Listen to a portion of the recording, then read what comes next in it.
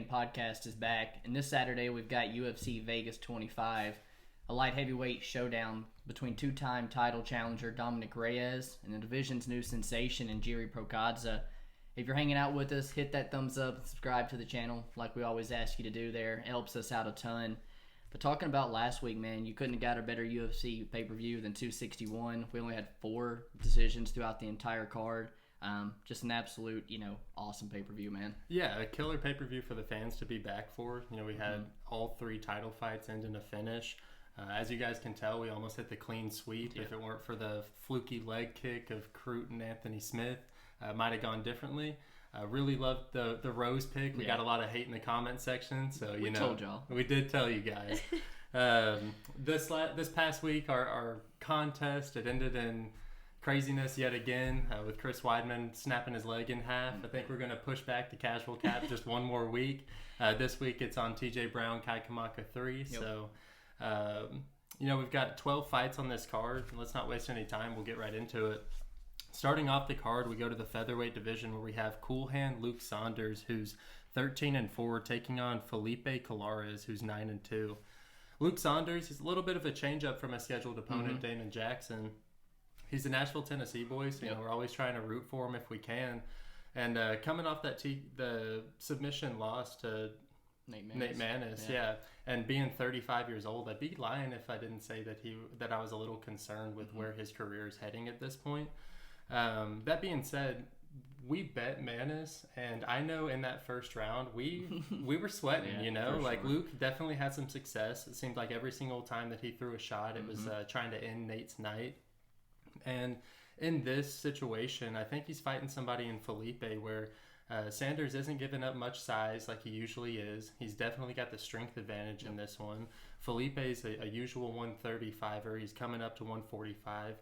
When he did debut at 145 against Geraldo de Freitas, he actually made de Freitas look strong, which is concerning. Freitas is a bantamweight now. Right. And Saunders is a thick, strong featherweight. I really do think that Colares is going to have an issue with the takedowns, which he's always struggled with in his career. You look back on it, in the de Freitas fight, he gave up 6 takedowns. In the Pilarte fight, 2 takedowns. And in the Damon Jackson fight, 11 takedowns. He's shown holes in his game, and even his stance whenever he's standing, he's got the wide karate stance, his lead legs exposed, and just stands kind of straight up. I think that there's going to be a bunch of holes for Sanders to expose, and ultimately I think he's going to get the finish, although I'm glad we just took him straight. Yeah, man. Somewhat of short notice for both of these guys. You talked about Sanders was supposed to fight Damon Jackson, while Colares is supposed to fight Journey Newsom, and both of them lost their opponents, so, nice to see they're both able to get a payday, stay on the card here. With Luke Saunders, you're right, man. Anytime we get a Tennessee boy, always looking to back him. Like last week or last fight, huge spot we thought to fade him. Honestly, was paying the price for it. He kind of just threw his fight out the window, looking for that finish, and ran into a couple shots. But guy trains out of fight ready, expecting to be in great shape. Been fighting for over a decade. Was the RFA champ with a couple wins over some guys we see in the UFC now. But he's just kind of had a bad UFC run and kind of done it to himself in a little bit. You look at his debut against Yuri Alcantara, and he's winning every single second of that fight until in the second round, sometimes playing footsie around with him a little bit, gets knee barred. The second fight, I think it's Sukumta, easily up round 1, gets stupid, runs into a TKO on the feet. When you fight Ronnie Yaya, you know what he's going to do. There's no shame in losing to him. But back to the Maness fight, up round 1 on all 3 judges' scorecard. The fight IQ kind of goes out the window and costs him in round 2. So it does make me a little worrisome, to back Luke Sanders. But I think he has, honestly, the technical advantage everywhere, like you said here. With Colares, he entered with that nice and pretty 8-0 record, but off to that 1-2 start so far, and it's been a pretty significant underdog in his last 2 fights there down at bantamweight. A Team Nogueira guy in Brazil, you don't really see a lot of work stateside when you look on this guy's social media. He tries to be the one that enforces the wrestling, and you've touched on all those fights where he just doesn't have success with it. It leads me to believe that if he can't be the offensive wrestler, he really struggles with winning fights. And I think Luke's got just the much better wrestling here, stronger in the clinch, and I'm glad we agree. And as always, man, action on the first fight of the night. Action on the first fight. Our second fight of the night, we step up to the middleweight division where we see KB Bhullar, who is 8-1, take on Andreas Michailidis, who is 12-4. You know, KB Bhullar came into the UFC sporting that 8-0 undefeated record. Got taken pretty easily from him by Tom Breeze. You know, maybe it was the octagon jitters, but the guy just didn't look like he wanted to fight that night. Didn't look like he wanted to take a punch. And downright, honestly, one of the worst debuts to date that I can think of. But, you know, not to shit on him too much, it's over in Fight Island. You know, for a debut when you're already on a year layoff, to take that massive flight over there, to then have to do all the tests, the quarantines, it's a lot for a debut, and I expect a much better showing from him, you know, in this outing. And taking on Tom Breeze. And Tom Breeze, for sure. You know, before that fight, you know, he took on Matt Dwyer, who is, you know, a Canadian mainstay, a UFC vet, and beat him. He trains with heavyweight Tanner Boser. He's got a huge 6'4" frame for the middleweight division, and he fights behind a very, very long jab. And it's kind of, you know, okay racking up points on the outside, looking for that counter shot. But it sometimes translates into a little low volume, you know, and looks for that home run shot too much. On the side of Michailidis there, the Greece national won 6 of his 7 fights in a row to get his name called to the UFC, where we saw him debut, I believe, 2-division champ in Cage Warriors and Modestas Bukauskas there. You know, looked kind of good in round one. Round one ended with him, you know, shooting a takedown, getting the elbows to the side of the head, and that's when you see the round end, cuts to commercial break, comes back till we see the fight being over with because he's kind of falling out the cage door. Just some weird circumstances, but without a doubt, man, the guy was rocked, and coming out of the stool round 2 was probably going to be pretty difficult for him. He's got a BJJ black belt, and I see him kind of being a lot stronger there in the clinch than KB is. He sits down on his shots a lot more than KB does there, having the big power advantage, throws good shots to the body. But, you know, a rather weak slate of opponents, and he's dropping to middleweight here. You know, I will say that this is one of the fights that I think he could make competitive at middleweight, but he's done absolutely nothing to deserve a -200 favorite. And I'm glad we agree that the underdog here has a slight chance of winning this fight. Yeah, I was a little concerned whenever I was sending you the text that I was on Bhullar. Yeah. I was a little embarrassed, you know, because we had talked so much shit about Bhullar. But, man, looking over, he gets a bad rap for dropping to the jab of Breeze. But if you look at that fight in its entirety, he took some of the hardest left straights that Tom Breeze had to offer before that jab dropped him. So I'm not necessarily concerned about his chin. Like you said, whenever you look down his regional scene in his tape study, he looks to stay on the outside and try and pick you apart. And where he does find some problems is when fighters pressure him, similar to how Tom Breeze was. He wants to stay on the outside, and I think the best offensive attack is to try and close the distance and make it a little bit dirty. Like you said, he fights extremely long, and he will look to time up a jumping knee if fighters do look to try and close that distance and take a shot. Michailidis, you know, he's won numerous national championships in several mixed martial arts, kickboxing, wrestling, and Brazilian Jiu-Jitsu. But like you said, haven't really seen many high-level guys, and he was signed to the UFC over a KO win over a guy with 75 fights, you know? I mean, I guess that guy has experience, but it's not the level of experience that you want. Some positives about Michailidis is he loves that low calf kick. He's got a step-in overhand right that will shut your lights out, and he's willing to throw the spinning heel kick over and over again.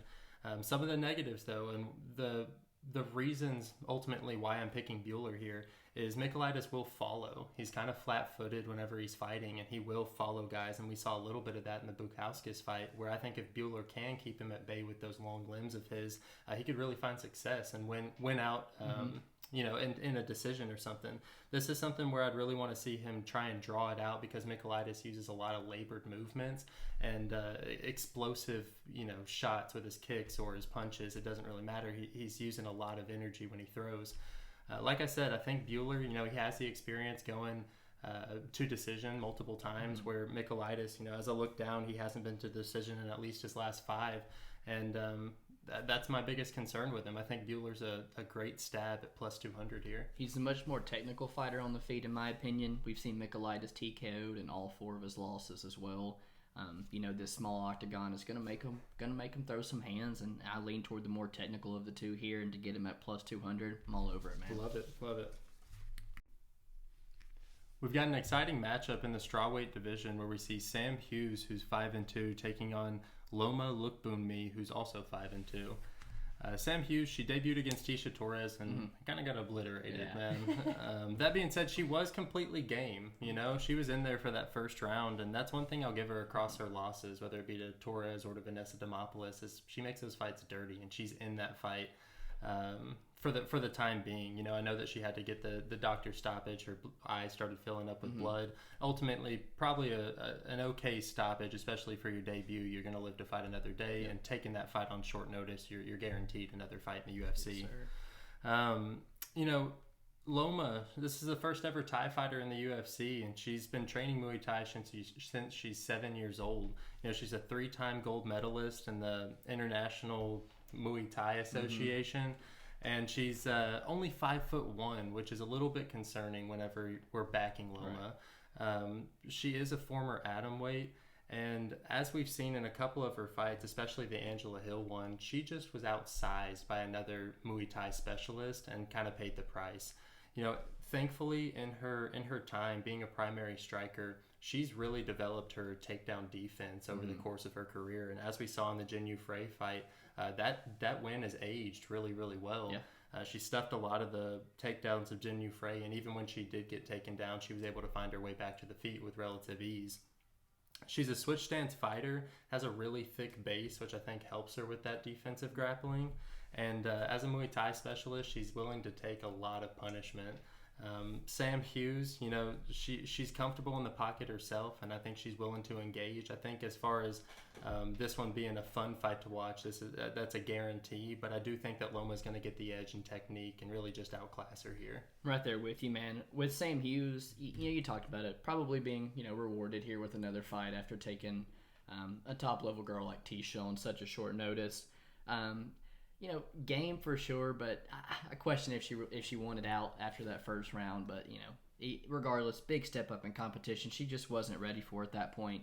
You look through her amateur career, she fought Lupita Godinez twice as an amateur as well, and in the Vanessa to fight, she's winning every second of that before she gets called in some crazy triangle. The win that gets her into the UFC, this girl is 37 years old, takes a fight on 1 day notice, and doesn't even have a corner with her. I question if Sam Hughes, in my opinion, is ready for the UFC. She really looks to use her 5'5" frame, big size, big pressure to walk these girls down, land her shots. She's real strong in the clinch, but don't know if she wants to go to the clinch with Loma, and we'll discuss that in a minute here. But Sam's got a good jab, good low kick, and she really looks to land that counter right hand. Just had a big speed disadvantage in her last fight, which could be the case here. Loma's is a fan favorite, man. Everybody loves her. She looks so sweet, but god dang, does she look to take your head off with some of the shots that she throws. You touched on her Muay Thai background, how long she's been doing it, and then you touched on her size there, because you're right, man. Going forward, you're going to have to be selective with this girl's, with the matchup. She debuts in a split decision, squeaky decision, where she ends up finding herself on the bottom a little bit. You touched on Angela Hill, only 5'3", has success with takedowns. And then the Jin Frey fight, has success early, but come round 3, spends a lot of time on her back to another atomweight, So Hughes, much bigger than all these girls, but man, Loma is just worlds better on the feet. I feel like anytime Sam Hughes takes one step forward, she's going to eat some type of shot.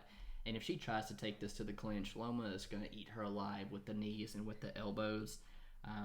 Loma by decision is what I know what we were really looking at playing. Don't like to just, to try to really pick it there, but I do think Loma's the right side, and I'm glad we could throw in a parlay. One other thing I don't think we touched on was how consistent Lookboonme is in using her teep kicks and those front kicks to keep those to keep her distance. That's what I was kind of saying. Anytime you step forward, she makes you take something, And it's really, it just disrupts the attack of her opponent. Where Sam Hughes, in theory, she might find some success like she did in the Tisha Torres fight by pressing her up against the cage. But yeah, man, the Muay Thai clinch, it's just something that you don't want to be in there with Loma. And I don't really see where Sam Hughes has an advantage anywhere whenever you break it down like that. I'm right there with you, man. And that's probably why she is the biggest favorite on the card.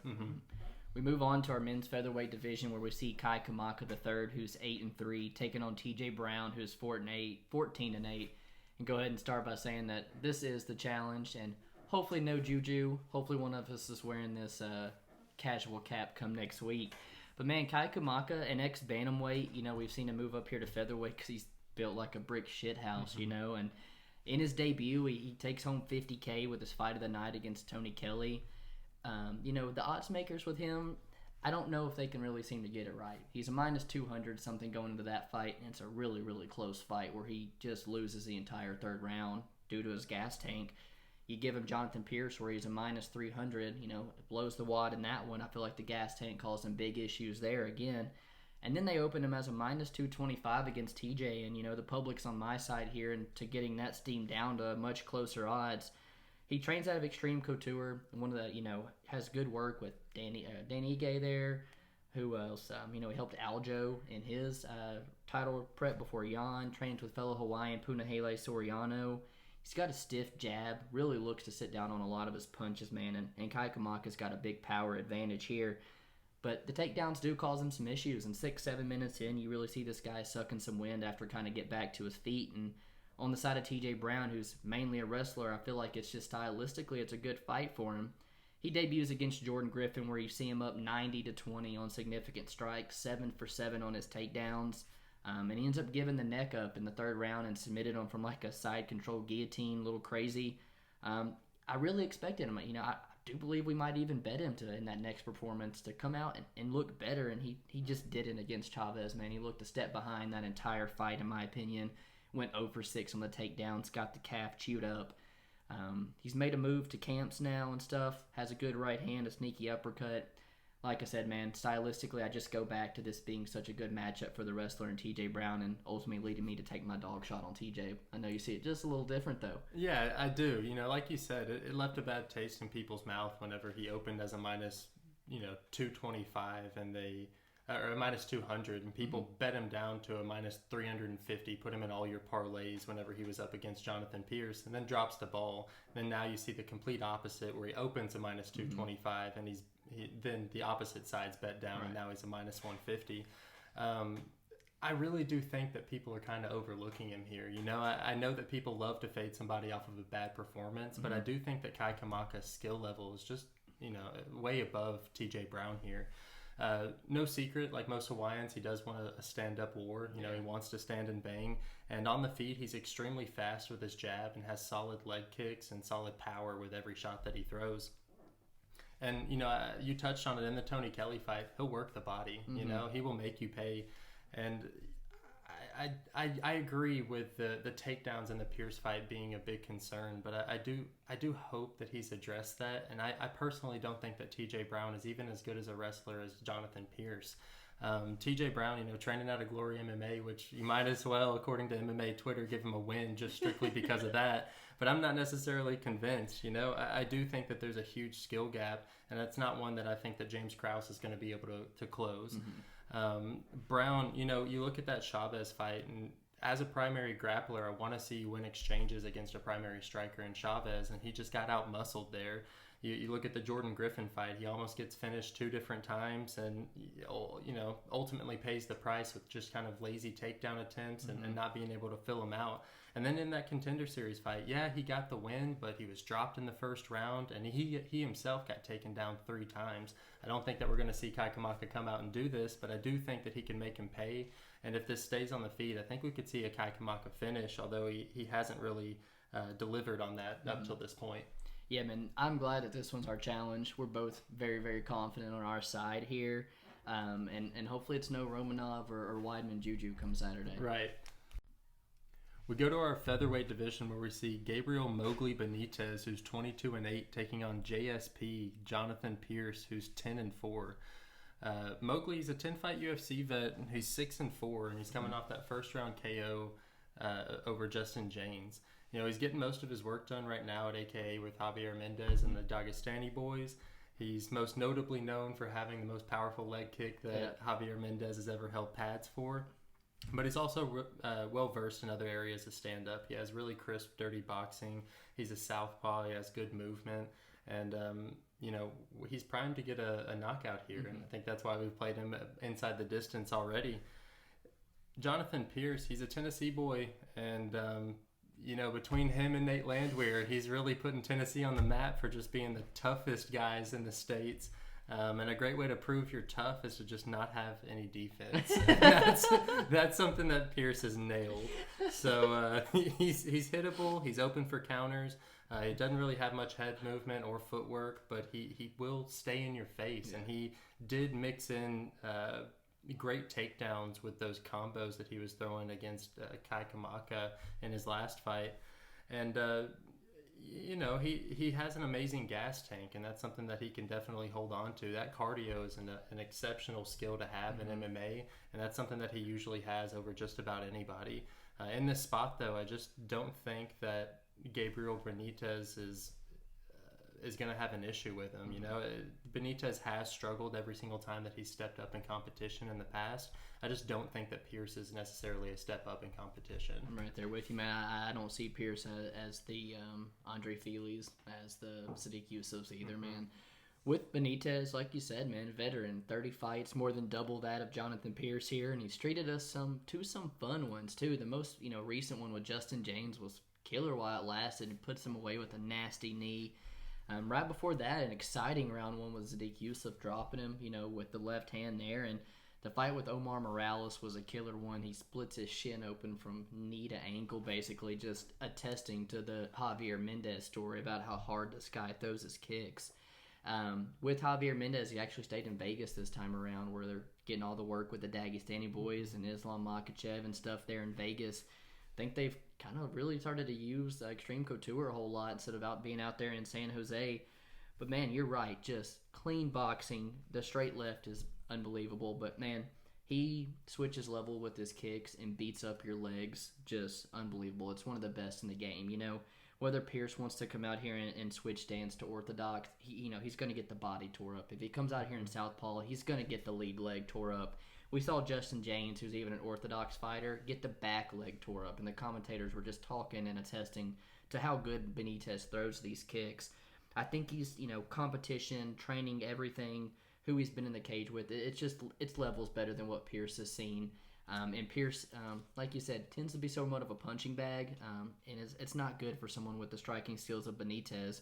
But Pearce, man, he's a guy I absolutely love to watch fighting. A couple years ago, he's lost 3 or 4 in a row, just refuses to quit, hard worker, claws his way back, earns a contract onto the nice showing on the Contender Series, but kind of fed to the wolves, man, in Joe Lozon's backyard in Boston, and a shit showing of himself, man. Got turned into like freaking pretzel on the mat, his face just beat in, and that's why you saw the plus 250, I think, against Kai Kamaka in that next fight. No one really knew what to expect from GSP here, but like you said, a ton of toughness, just walks you down, hoping to kind of outlast you. Hopefully his toughness pays off, but man, he is in for a long night if he is going to rely on that toughness.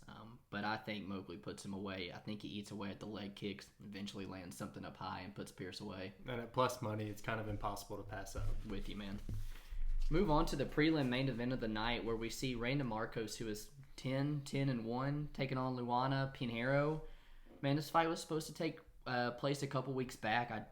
We had Randa Markos pull off due to some COVID protocols, and hopefully after last week, that's a thing of the past moving forward here. I can't really remember if we actually got to break this fight down before it fell apart. But man, she's got an absolutely horrendous record when you look at it. It's 10-10. She's lost 3 of her last 4.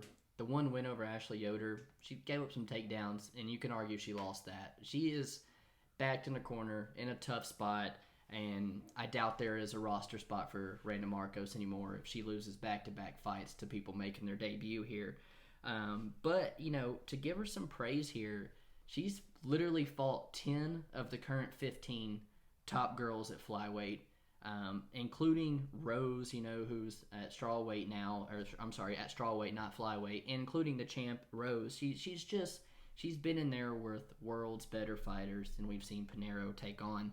Pinheiro making the debut, trains out of Nova Unal there with, boyfriend, fiance, Mateos Nicolau.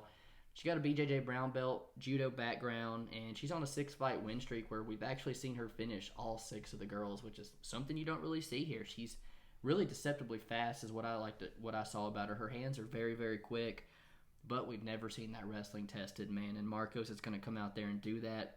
here recently we've seen the UFC kind of, try to take these contender series and put them up against these vets on losing streaks, and it's not really ended well. So I think Markos stands a damn good chance, and you see the dog play release from us. Yeah, man. Markos, the Ultimate Fighter Season 20 alumni in 2014, where she's fighting girls, like you said, Rose, Herrig, Torres, Esparza, before Pinheiro had even started her MMA career.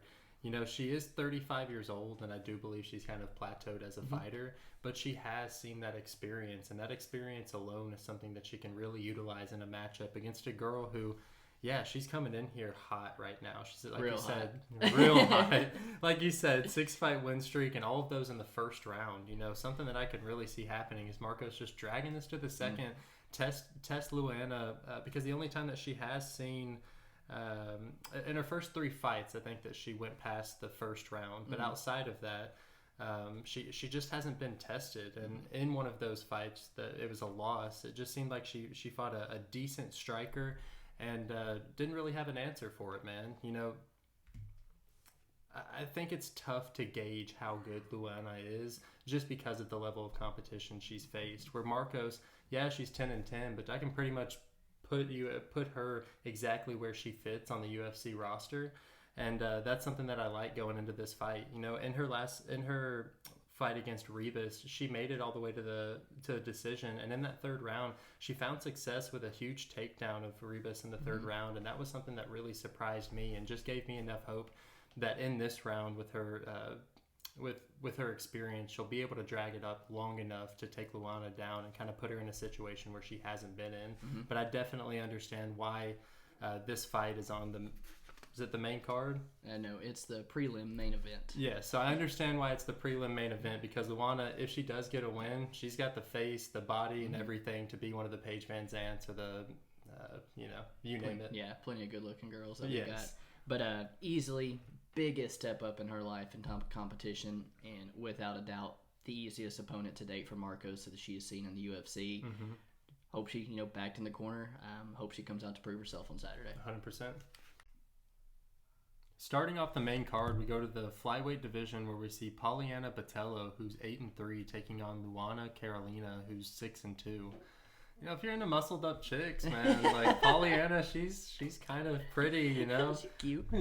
She's a wrestling champ in Brazil, and she's got a purple belt in Brazilian Jiu-Jitsu. She's 3-2 in the UFC, but has yet to get a win over any girl with 8 fights. She just hasn't seen that upper echelon competition yet.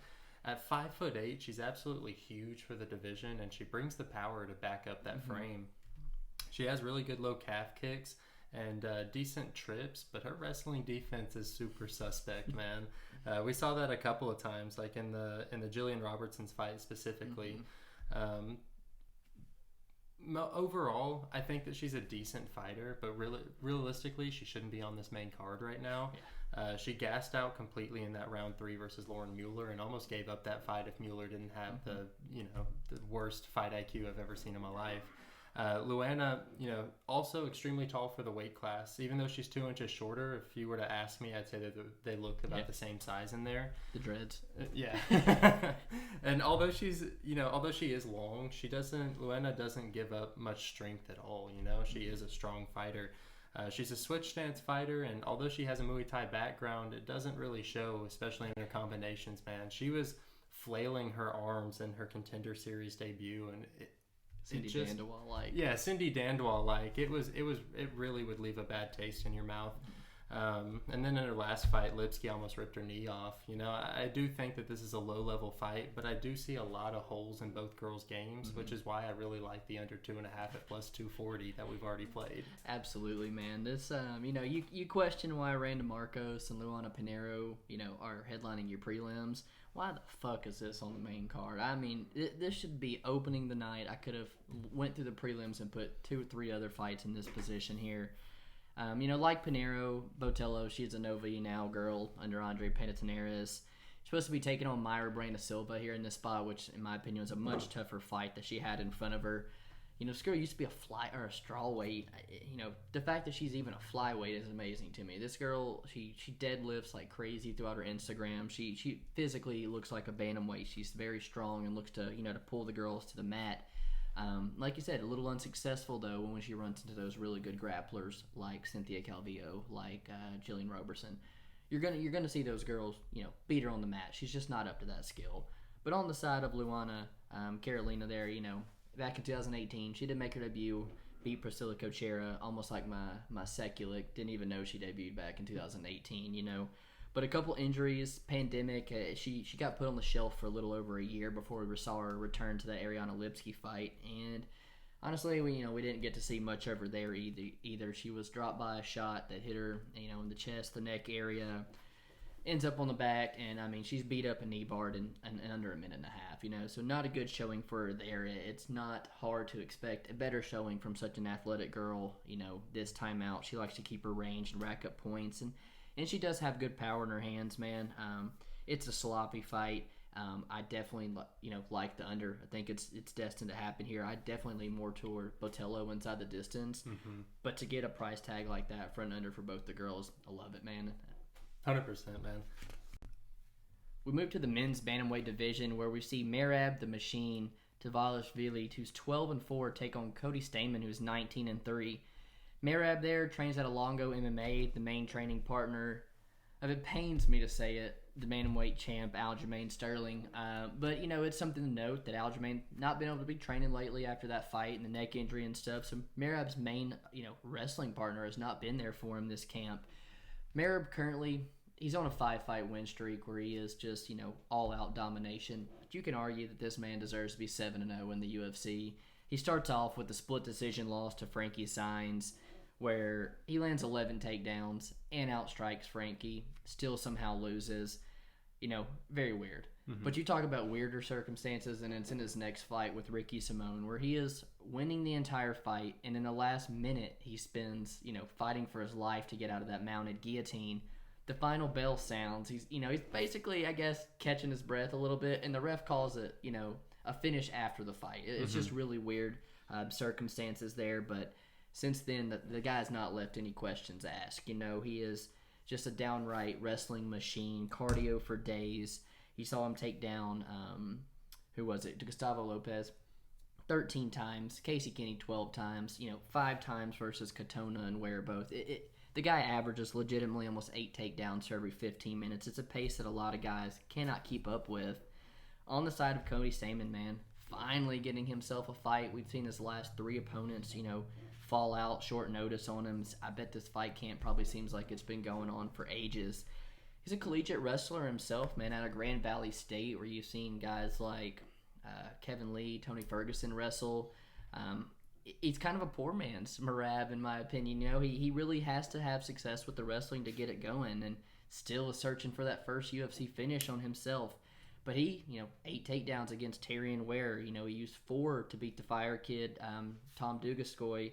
He stuffed 23 or 22 of 23 takedowns against Brian Caraway, and stuffed quite a few against Aljo as well. One thing you got to take note with Cody Stamann here is the last 2 fights that he's had, 145, peak of COVID, not cutting a lot of weight, bigger octagon. Now he is having to cut a little bit of weight. He's back in the smaller octagon where he tends to kind of get shoved on the outside, looking for those. Just like I said, just gets his back up, and I think it's a bad matchup stylistically with Merab, who chases the takedown so much. It's a close fight though, man, and Merab kind of seems to be mushy this week. The mushiest bet I've seen in a while, honestly. Reminds me of Munir Lazez. Yes, man. Everybody and their mom is on Merab this week. Mm-hmm. And, he's the definition of a wrestle fucker.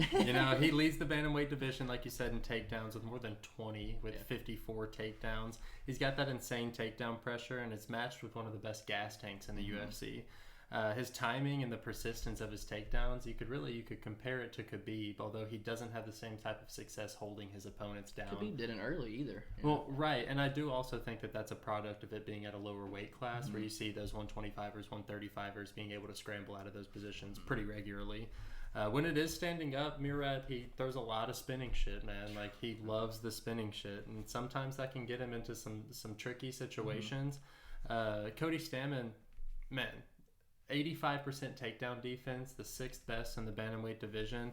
His significant strike defense is also in the top 10. It's within 1% of TJ Dillashaw's, Sean O'Malley's. Like, he Defensively is very sound.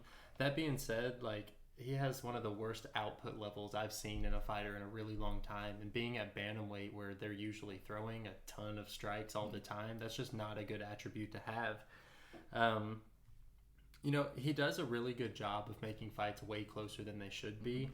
Whether it's the Caraway fight or the Rivera fight, it's just like he's waiting for a perfect opportunity, but doesn't really possess the power to kind of put somebody's lights out like maybe Cody Garbrandt would. You know, talking about that low output in the Rivera fight, whenever they did a breakdown of the strikes, going into the third round, he had only thrown single-digit strikes in the first 2 rounds, and that's something that cannot happen in this Dvalishvili fight.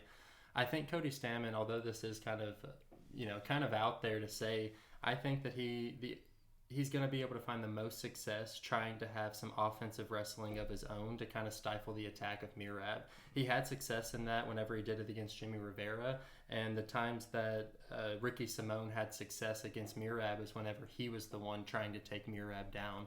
So that's where I could see Cody maybe making this a little bit closer than the odds would suggest. I think that this one's going to be a greasy decision, but I do think that we're on the right side with Merab, and putting him in the parlay, I feel pretty comfortable with it. Right there with you, man. It's a greasy decision incoming on Saturday, and glad that we didn't have to lay a bunch of chalk in order to play Merab here. 100%. We got a great matchup in the middleweight division where we see Sean Strickland, who's 22-3, taking on Krzystof Jocko, who's 22-4. Since moving up to 185 following that 2-year layoff due to the motorcycle accident, he's looked great. That being said, his 2 opponents were kind of tailor-made for him, man. Jack Marshman, he's going to keep it standing. He has a great chin. Strickland was able to kind of showcase his skills over all 3 rounds. Strickland, same thing. He wants to keep it standing. He's great at switching his stances and getting off that center line and really circling out and hiding behind that long jab of his. Strickland, he does have an 81% takedown defense, which I think is going to be tested in this fight with Jocko. Jocko, he's a Polish southpaw and has 13 UFC fights under his belt.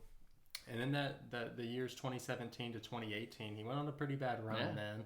3-fight losing streak. And after suffering that KO loss to Tavares, I know he saw a sports psychologist, and you saw it in his performances, man. He completely changed his game. These last 3 fights have all been almost the exact same, where it's just, he said, fuck trying to be exciting, just go for the grindy, Drakkar close type wins, where you're just pressing him up against the cage and making him work. And that's how he beat Eric Anders in his last fight. And it's a boring style, I'll give it to you, but I do think that Jocko's in a prime position here to really fuck up some people's nights, because I know people are just as confident on Strickland as they are with Merab, and I personally just don't see it, so I'm glad that we're laying off here. Yeah, man, you're right about since he moved up to middleweight after that wreck. He seemed to like it a whole bunch here at middleweight, and has open about that cut to 170, not being a big fan of it. But you're right with Marshman, perfect opponent for you to come back on. Someone to really test your skills against, and I know we wanted him to fall and everything, but what more could you want than just 15 perfect minutes in the cage after a layoff like that? He gets that great performance in the next fight there, where he puts Brendan Allen away with pretty much relatively ease. And I know it's 195, but Brendan Allen is very open about trying to get that fight back there. With Sean Strickland, the 3 losses, man, they've aged decently well. Usman's a champ now. Ponzinibbio, big part of the division until he had that massive layoff. And he's beaten Oleski dos Santos, from bell to bell in that first round until he catches that capoeira kick. Sean Strickland, he has this real tall style, man, where he's really tall, and I think he's someone with a big right hand is going to catch him eventually.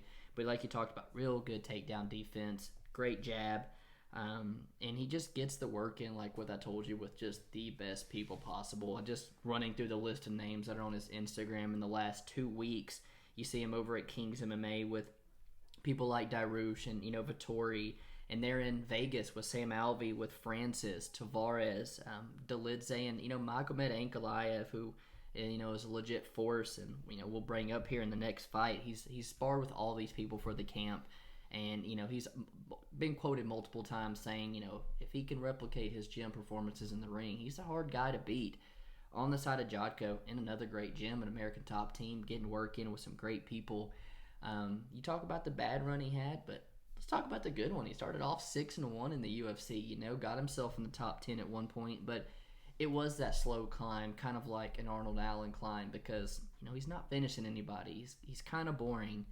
He did kind of get those steps up, though, and David Branch was able to take him down, utilize the control, but to be finished by, Uriah Hall and Brad Tavares, it really kind of set his run back. So he's got these mid-level, middleweights, and I guess, like you said, the sports psychologist and stuff, he's really changed the way he fights, but, you can't finish Alan Amandowski, and John Phillips knocks him out in the first round, and then, the Barriot and Anders fights, they're very, very close, especially the Barriot fight. That one can go either way. The guy just gives up a lot of time because he's on the outside of the cage trying to pick his shots.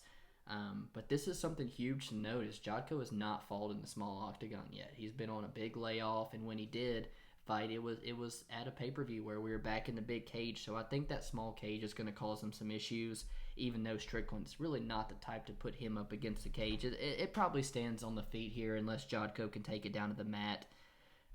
Definitely a pass altogether, man. There's not really a lot of value on Sean Strickland at this point, and I'm all right with staying away. Yeah, and one more thing to notice, I think a lot of people are putting a ton of stock in Strickland because of the Allen fight, thinking that Allen's a grappler and that Strickland was able to keep it to the feet. He had to stuff one half-ass takedown of Allen's, and he was able to keep it to where Brendan Allen, it started working with Henry Hooft at Sanford MMA. Yeah, Henry Hooft, and started to think that he was a striker and went in there with Strickland and really paid the price. And Jotko, he's going to be a southpaw here versus an orthodox, and that left kick is going to be open. That liver shot's going to be open. And I think he could find some success standing up, although I'm with you, it's probably not where he should be. I think he's going to make this one dirty. And like I said, this is going to be an apple pie shitter right here with Strickland. For sure, brother. We take a step up, men's light heavyweight division, where we see Ion Cutelaba, who's 15-6, taking on Dustin Jacoby, who's 14-5. And Ion Cutelaba, man, just, absolute crazy Moldovan opponent. He's just ran through some of his people that he's taken on so far. But, most recently, back-to-back losses to Magomed Ankalaev, who we consider a future world champ in this division, in a rematch that was quite unnecessary, in my opinion. We talked about it before breaking it down. How does Cutelaba beat this guy? Does he out-grapple him? Absolutely not. Does he outstrike him? Absolutely not. He's outsized. He's outgunned everywhere. Bad fight for Cutelaba all around. But he's real exciting. He's always going to sit at that top 15, top 20 range probably. But damn, like Mike Perry, dude, I'm not missing an Ion Cutelaba fight. He draws my eyes every single time. It is a bitch and a half to try to get out of the first round with this guy. Correct me if I'm wrong, though. I don't think Cutelaba's ever won a fight outside of round one. To be honest with you, so the cardio does take a dip after that because he puts so much effort into it. Deceptively fast, big overhand right. But the technical kickboxing definitely sides with that of Dustin Jacoby. He started off the UFC 0-2, but he was like 21, 22 years old. Gets cut there. Career kind of takes a different path, man. He accepts his glory kickboxing, tournament, wins it. And I guess gets brought over into the organization where he's kind of thrown to the wolves early. He goes 1-4 and he's fighting guys like Alex Pereira, who knocked out Israel Adesanya in kickboxing. So back to MMA. Goes to Bellator 0-2. He's kind of at a point in his career where he, is he going to call it quits? So makes a decision to go back over to kickboxing, and it pays off this time. And he goes 6-2 where he sees 6 finishes, finishing Carl Roberson and stuff with knockdowns, and most recently found himself on a 3-fight win streak in MMA. But man, when I really look at those, he beats Cody East at heavyweight. Cody East is winless in the UFC when he had his time with us. Ty Flores on the Contender Series. 3 fights prior, you've talked about it. Ty Flores was a welterweight. And then in the most recent, or I'm sorry, not the most recent, but the performance over Justin Ledet, big time kickboxing advantage. But the one that I draw the most to is that Maxim Grishin fight, because I was all over Dustin Jacoby. You were telling me Maxim's got this fight. And rewatching it, I feel like Maxim won that fight as sloppy as it should have been. And I feel like he didn't get that decision solely because he lost weight. I think Dustin showed issues with the clinch, and I think Ion's going to be able to have success in the clinch and take him down. I like Ion to finish him with a little bit of ground and pound or a submission, man. This is going to be a fun fight, though. I think it'll be a fun fight, but I have kind of put the veto on betting this fight up till this point. You know, Cutelaba, 27 years old, definitely an up and down career so far. He's cemented himself as a first rounder bust, and I don't mean to say that to kind of, you know, not dive deeper into him as a fighter, but you know, in his 21 fight career, he's only gone past the second round 3 times, and he's lost 2 of them. He did end up getting a shitty decision win over Jonathan Wilson back in 2016. In that first round, though, he can let his emotions get the best of him. We've seen multiple times in his career him throw technique completely out the window, and that's cost him in the past. He averages like 2.5 takedowns every 15 minutes. And that's something that I could definitely see him trying to utilize against the kickboxer in Jacoby. This week via Instagram, he's been sparring with Francis, which I think is, you know, you're tempting fate right there, sparring with Francis a week out from your fight. One thing I do note is in that Jared Cannonier fight, a fight that I had never seen up until this week, and man, he gets it out of that first round, and Cutelaba is completely gassed, and Cannonier absolutely punked him. In that third round, he's walking him down with his hands at his waist, takes a couple of Cutelaba's best shots. I mean, it was something. It was made me a fan of Cannonier, to be honest with you. And then on to Justin Jacoby. Yeah, he lost that Maxim Grisham fight. That left a bad taste in my mouth for sure. And rewatching it, it didn't make me feel any better. You know, I do think that it was close. So I'm not screaming robbery, but I do think that that Maxim edged that out. I think that this is definitely the biggest fight of Jacoby's career. If I was Jacoby, I would invest in that low leg kick early, try and drag on the fight, and try and slow down the movement of Cutelaba. Jacoby's done 3 rounds multiple times, and it will be easy for him. Comparatively to Cutelaba, it will be much, much easier for him. Jacoby, you know, we touched on the kickboxing, but he was able to do one thing that I really like, and it's the same side head kick followed by a punch before the leg hits the ground. And it's the same one that Izzy knocked down Brunson with initially. It's just something that you don't see unless you are that upper echelon kickboxer. Right. And it was something that I liked out of Jacoby. I think if he drags this one out, it's going to be much more in his favor. Right now, the over-under is at 1.5, and it's at even money right now. I think if you're taking the under, you're taking Cutelaba, and if you're taking the over, you're taking Jacoby, and that's pretty much where it's lined at right now as well, just the money lines. For sure, man. I see what you're saying. I do lean to Cutelaba, but he is a hard guy to want to come play and put on your betting card on Saturdays. With the inconsistencies, 27 years old, he's still making those mistakes, and I'm okay with laying off of him. I think there's much better spots on the card. Absolutely. In the co-main event, we go to the featherweight division where we see Cub Swanson, who's 27-11, taking on Giga Chikadze, who's 12-2. Cub Swanson, the 20-fight UFC vet who's looked good in his past couple fights. You know, going into that Pineda fight, I know everybody's biggest question was how he was going to recover from that ACL meniscus tear from the Quintet Ultra fight versus Jake Shields.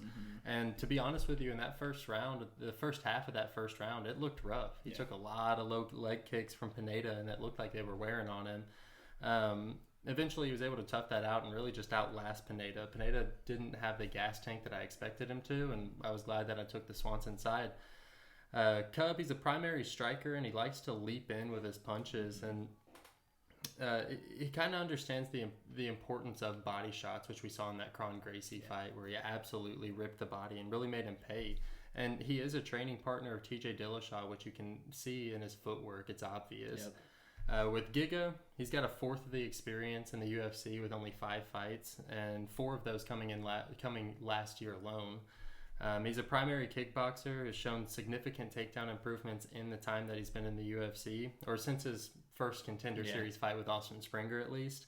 And the level of comfort on the feet, it shows in his footwork. His hands are by his waist, his movement. It's just, you can tell that it's that upper level.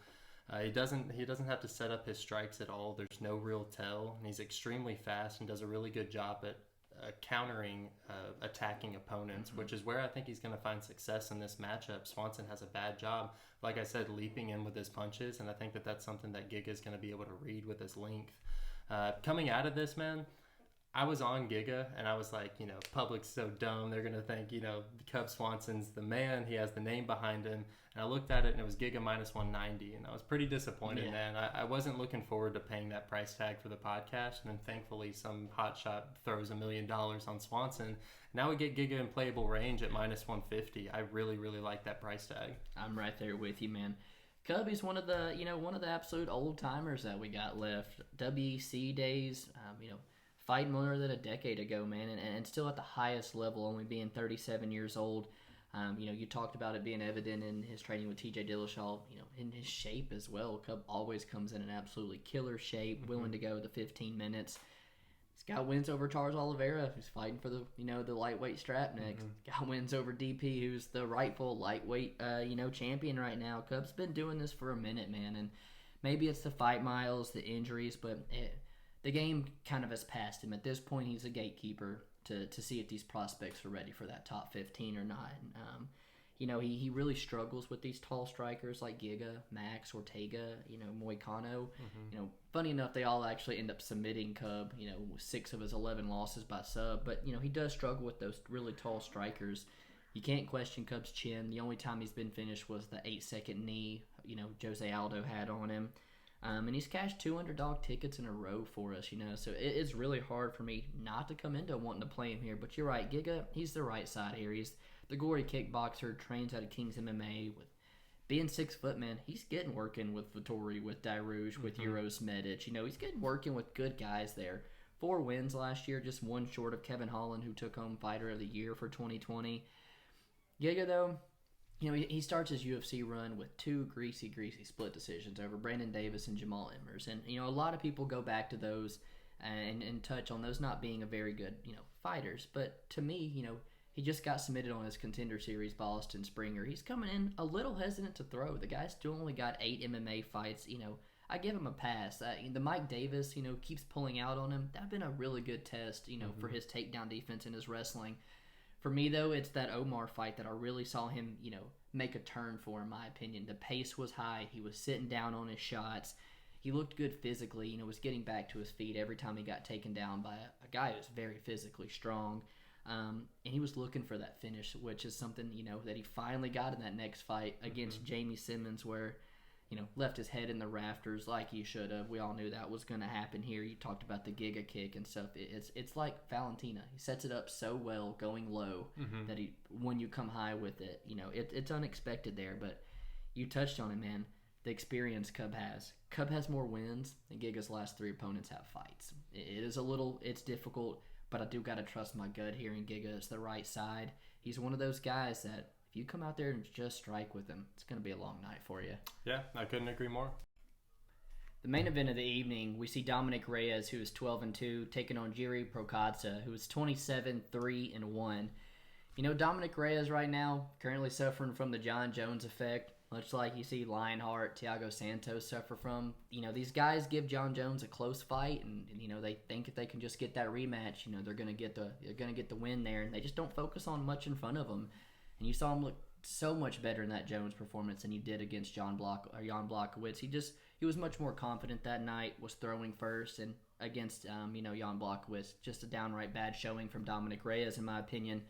But when you break down that title run that Dominick Reyes really had, you start out with wins over Jeremy Kimball and Joaquin Christensen. Those are good wins for an 8-0 fighter coming in. I don't mind it. But then you get a middleweight in Cannonier. Then you can't finish OSP. You arguably lose the OSP or the Ozdemir fight because you can't defend a takedown. And then you get another middleweight in Chris Weidman. I get it, he wins them all, but looking back, was this guy really ready for the GOAT and John Jones? Or was he really even ready for Jan Blachowicz? Right. On the side of Jiri Prochazka here, he's 28 years old. He's got double the professional fights of Dominick Reyes. He's the risen light heavyweight champ, and being quoted as, to turn his UFC opportunity down, actually. He turned it down in the past, saying that he didn't think he was fully ready for the UFC, and that when he came in, he wanted to be ready and he wanted to make a splash. And can't ask for a better debut than Jiri Prochazka had, man. It almost reminded me of Johnny Walker's debut and the hype and the aura he put into the light heavyweight division a couple years ago. He got the $50K bonus. He's gone nuts with the Ragnar Lothbrok style hair. 11 fight win streak and one of the most exciting guys that we've seen. But you got to note that in Risen, man, CB Dalloway, a 38-year-old ex-welterweight, King Mo and, Fabio Maldonado, they're both over 40 years old and stuff. So definitely going to be getting better looks here in the UFC as he moves forward. I think Dom Reyes, plus money, it's a quality bet. Love him. I think the underdog gets it done, man. What about you? Yeah, super happy we got him at the plus 125 now. We've seen him move down to a plus 110. The self-proclaimed true athlete, man. Reyes, he's got a great size and then also has that technical striking to go along with it. His left hand's the money shot, man. We saw him land it on Weidman. We've seen it finish. I personally think the OSP fight should have been stopped. Yeah. He finished OSP with that left hand. And I think that's where he's going to get Jiri here, In the John Jones fight, I think that my biggest concern following that one was that Dominick Reyes was going to be convinced that point fighting was the way that he's going to be able to get wins in the light heavyweight division. And that's where we saw Yan. He just wasn't, I don't think he was committing to his shots like he usually does. And Yan exploited him and kind of, showed him that he's not going to be able to stand on the outside and pick shots like he was able to with John. Jiri, he's going to be another guy who's going to look to rush in there. But now that Reyes has kind of, in my opinion, kind of maybe gotten back to his roots where he's going to not be so hesitant to throw those shots. And inevitably, I think Jiri will open himself up with the wild attacks that he has. Like you said, taking the UFC by storm, and I think it's gone straight to his head, man, with the new haircut and everything else. I think it's kind of like that Michel Pereira, the MVP effect. Eventually, he's going to get fucking rocked, and I think that Dominick Reyes is a perfect guy right here. Jiri in all the fights that I've watched, his gas tank depletes after round one. He's flashy. He's got the pawing hand movements. He really tries to taunt the opponent, and I don't think that that's something that you want to do with somebody as sharp as Reyes. He's a showman for sure, but like you said, outside of the UFC, what's he really seen? He was a minus 900 against CB Dalloway, and then he redeemed the loss over King Mo, but that's a 38-year-old King Mo. I think a lot of people are putting stock into Jiri, and he could go out here and get a flashy KO and make us look like asses. But I think the true mixed martial artist here is Dominick Reyes. I just think he's a little bit more well-rounded, a little bit more technical, and he's going to make Jiri pay by overextending. Right there with you, man. And it's funny that you bring up to Michel Pereira, because Jiri just wastes a lot of energy on unnecessary movements that could be saved for his fighting. He's got a fast jab, and he hides his right hand really well behind it. But CB Dalloway had so much success tearing up that lead leg in round one, and you see Dominick Reyes with a very clean inside leg kick. Man, I think Jiri's going to come after him. I think it's smart of Dom to try to slow this one down some, stretch him out, eat at that gas tank a little bit.